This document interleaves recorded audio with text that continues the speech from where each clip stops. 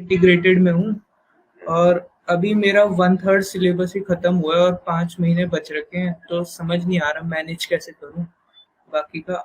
तो आपका लेक्चर्स कितने बैकलॉग चल रहे हैं? सर लगभग 2 हफ्ते का चल रहा है। 2 हफ्ते का मतलब तीनों ही सब्जेक्ट में?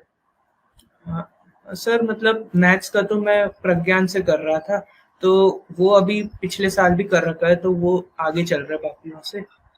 और अभी एग्जाम आ गए थे तो उसमें लग गया। देखो, वैसे तो इतना टाइम ऐसे मतलब बहुत कम टाइम नहीं है कि आप ना लेक्चर्स पढ़ ही नहीं सकें। जैसे अब कई स्टूडेंट प्रज्ञान में लगे जाते हैं अभी इसी समय, तो प्रज्ञान बैच में तो फुल कोर्स ले रखा है, नॉर्मल लेन जिसमें इतना सारा कुछ पढ़ा रखा है उसको छोड़ के तुम प्रज्ञान बैच पढ़ रहे हो।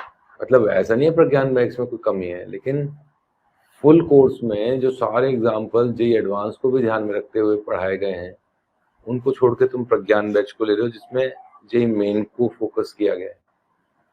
तो इतना भी टाइम कम नहीं है कि तुम एडवांस को छोड़ के जेई मेन की तरफ ही लग जाओ।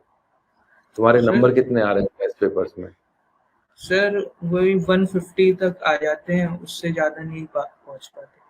तो 150 आ जाते हैं तो ठीक आ जाते हैं। एडवांस वाले पेपर में कितने आते हैं? सर एडवांस वाला उसमें कम आए थे, उसमें अगर जेई मेन वाले पेपर में भी 150 आ रहे हैं तो मेरे हिसाब से ठीक आ रहे हैं। तुम्हें एडवांस की तरफ फोकस रखना चाहिए, मतलब ऐसा नहीं जेई मेन ही करनी है, जेई मेन के साथ साथ एडवांस के लेक्चर्स भी देखने चाहिए।